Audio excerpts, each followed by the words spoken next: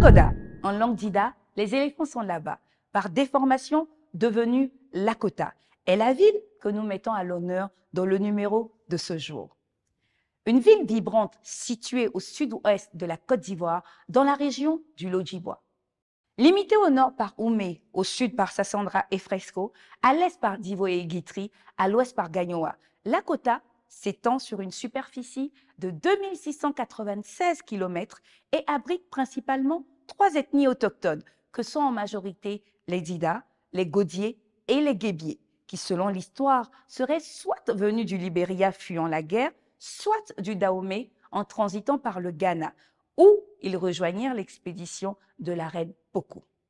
Dans cette expédition, nous irons à la rencontre d'un homme au parcours hors du commun, spécialiste de télécommunications qui voue une passion pour les finances et le trading. Un homme qui rêve grand pour Lakota et qui milite pour le développement de l'accès au financement des PME locales. Cet homme, c'est Prince Arthur Richard Daly, qui depuis le 2 septembre 2023 est devenu le premier administrateur de cette ville. C'est le 3 janvier 1961 que Lakota devient une sous-préfecture, puis érigée en département par la loi numéro 79-409 du 21 mai 1979, le département de Lakota sera finalement rattaché à la région du Sud-Bandaman, devenue aujourd'hui région du Lodjibois, le 15 janvier 1997. C'est un cadre où il fait bon vivre, une ville chaleureuse, riche de sa population.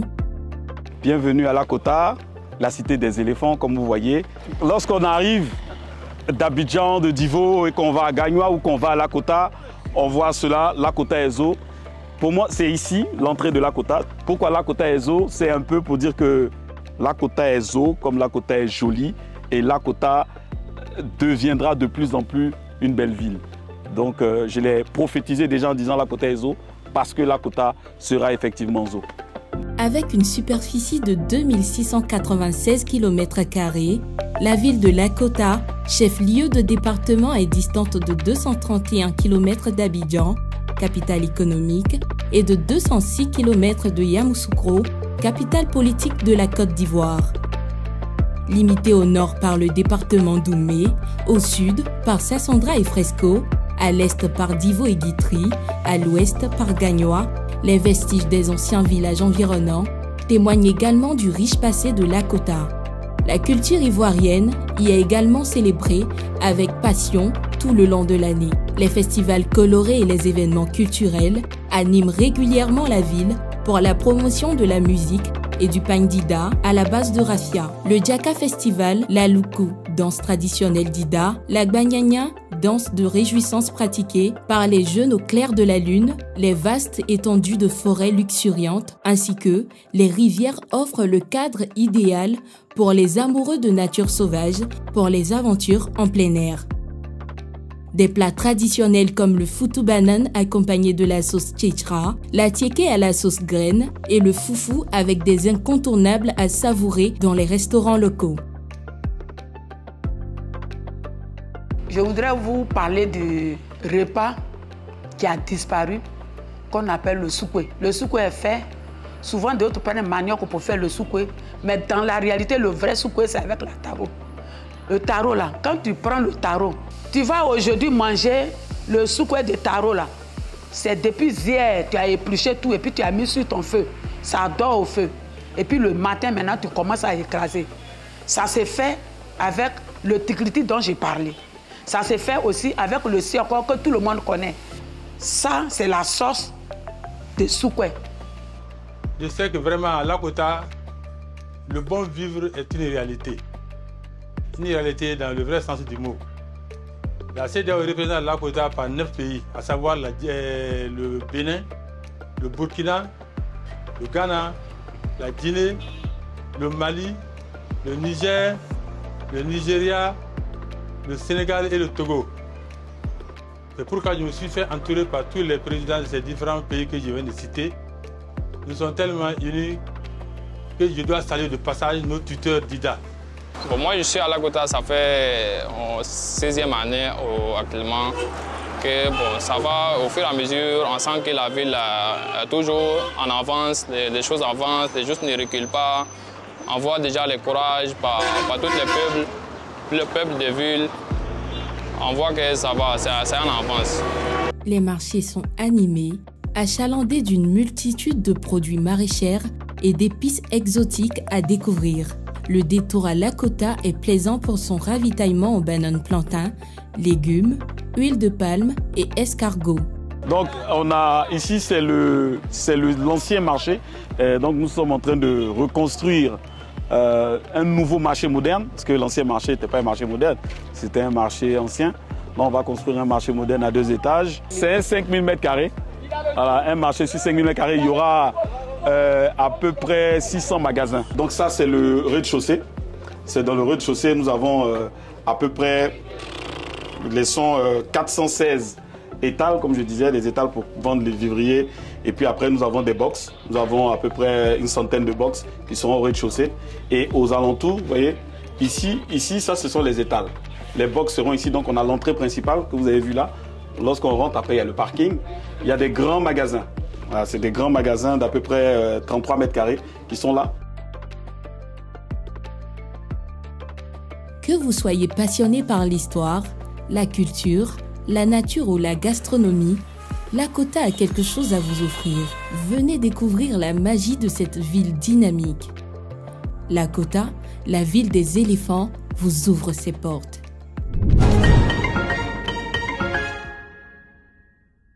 Merci au maire Dali d'avoir bien voulu nous faire découvrir sa cité, mais aussi pour le temps qu'il nous a accordé à travers une interview qui nous a permis de mieux le connaître, lui et sa vision de développement. C'est tout de suite dans City Meet. Issu d'une famille modeste de 10 enfants, Prince Arthur Richard Dali, né le 15 juin 1980 à Marcory, a grandi dans la région du Lodjibois, entre les localités de Djéléboué et Koudoulilié. Après avoir brillamment obtenu son baccalauréat de série scientifique au lycée classique d'Abidjan en 1997, Prince Dali s'envole vers la France pour poursuivre ses études à l'EPMI 6 à l'Institut Polytechnique Saint-Mouy de Cergy-Pontoise, où il décroche en 2004 un diplôme de génie des réseaux de télécommunications, marquant ainsi le début d'une carrière prometteuse. Bonjour Monsieur le maire. Bonjour Madame Dramera. Qui est Prince Arthur Dali? Alors, Prince Arthur Dali, c'est un Ivoirien, Dida de Lakota, de père et de mère, maire de Lakota, comme vous l'avez dit, entrepreneur, chef d'entreprise et cadre du Parti des peuples africains Côte d'Ivoire.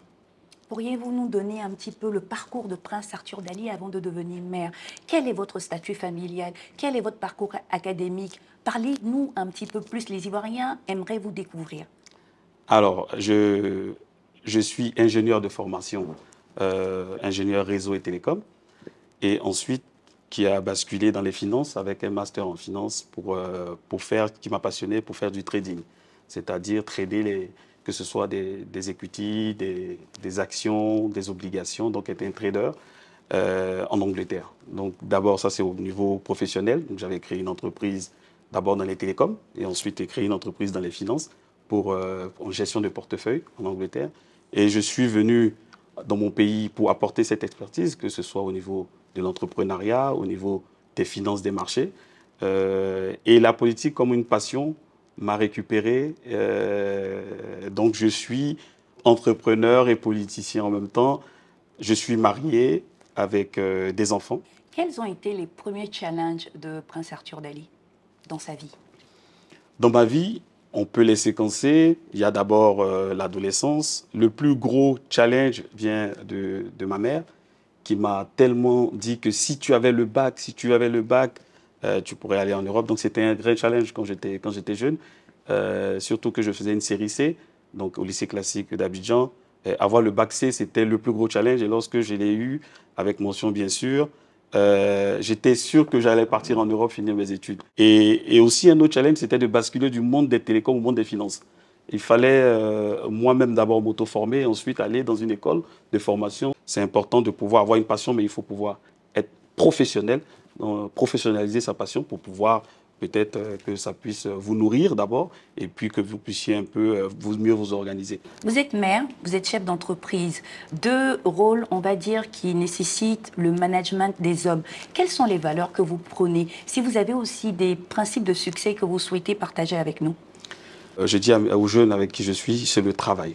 Je disais la dernière fois à un jeune qui était venu me voir, il avait un projet et il est venu me voir avec tout son projet, il a déposé, et je lui dis mais combien tu as?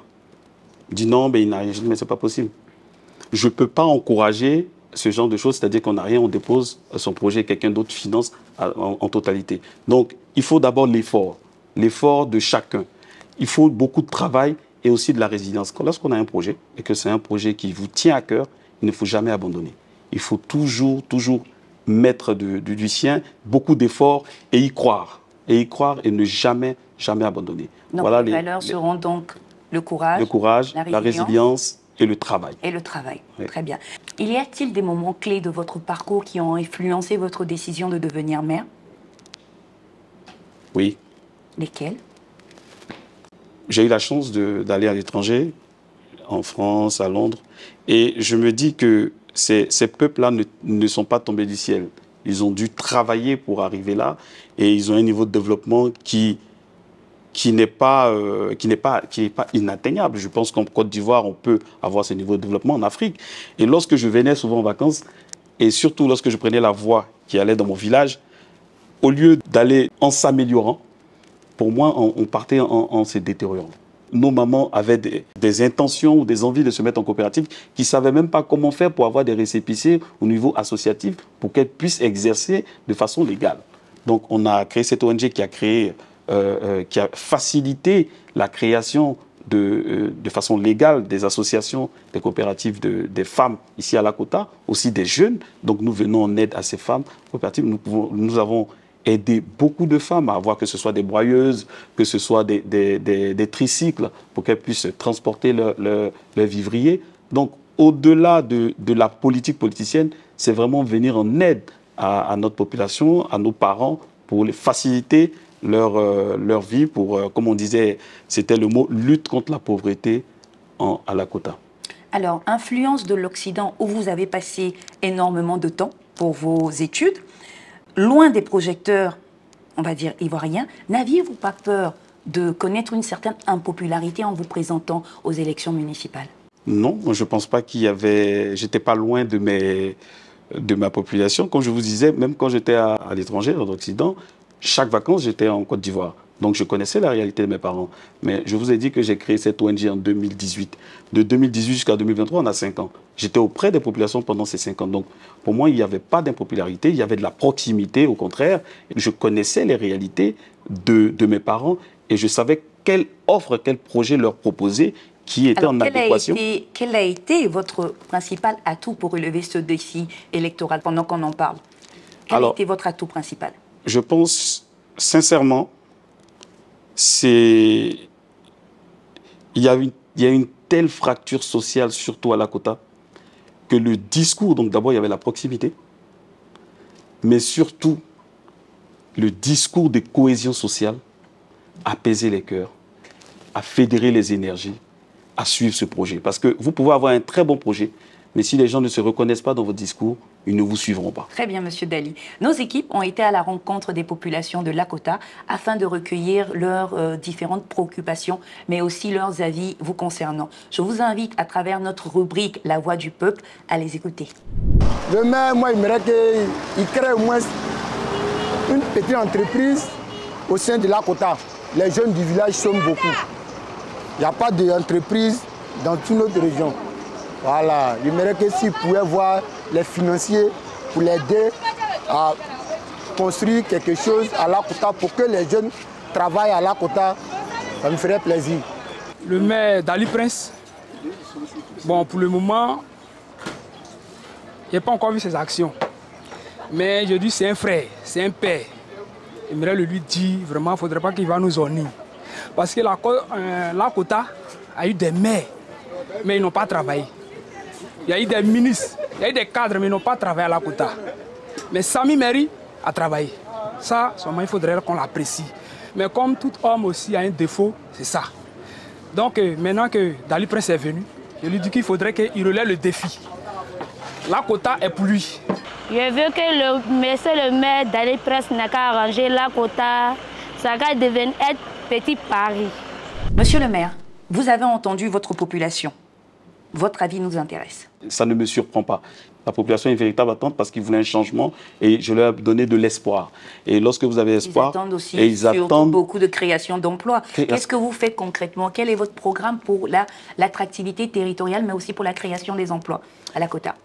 Vous voyez, ça tombe bien cette question. J'ai lancé les 12 projets de l'éléphant de Lakota. Ce sont 12 grands projets. On a la création d'une usine de transformation des EVA qui était déjà dans les pipes, mais qui n'était pas encore réalisée. Aujourd'hui, nous avons tout mis en œuvre, en collaboration avec le préfet que je salue. Nous avons aujourd'hui la confirmation que le projet va être lancé, donc ici à Lakota, qui va créer à peu près 250 emplois directs et on va dire 500 emplois indirects avec tout ce qui va être autour. Quelles sont vos sources de financement? C'est un projet qui est financé par un opérateur américain. Vous savez qu'ici, il y a au niveau culture, le café, le cacao et l'EVA qui sont une terre agricole. Tout à fait. Donc, donc ça va créer des emplois. Ça, c'est concret. Comme je vous disais, les 12 projets de l'éléphant de Lakota, on a une unité de décortiquage de riz. Donc, on aura beaucoup de bas-fonds pour le riz. On va aussi, au niveau sportif, créer un centre de formation de football, un centre culturel. On appelle aussi les investisseurs, c'est pour ça que ces 12 projets sont faits. Donc vous aviez énoncé l'ambition de mettre en place le FOS et le FOCADEJ, les fonds de financement pour les jeunes et les femmes de Lakota. Où en est-il ce jour? Alors aujourd'hui, nous avons déjà un fonds pour accompagner les jeunes entrepreneurs qui est déjà lancé. Ce fonds dont vous êtes en train de parler prendra forme au mois de juillet. Voilà, je suis en train de voir avec des cadres du département de Lakota qui sont prêts à mettre en place un fonds pour pouvoir permettre aux jeunes de pouvoir bénéficier de financement pour leurs projets. Il y a une équipe projet qui va étudier les projets et les projets seront sélectionnés. Mais le plus important, ce n'est pas de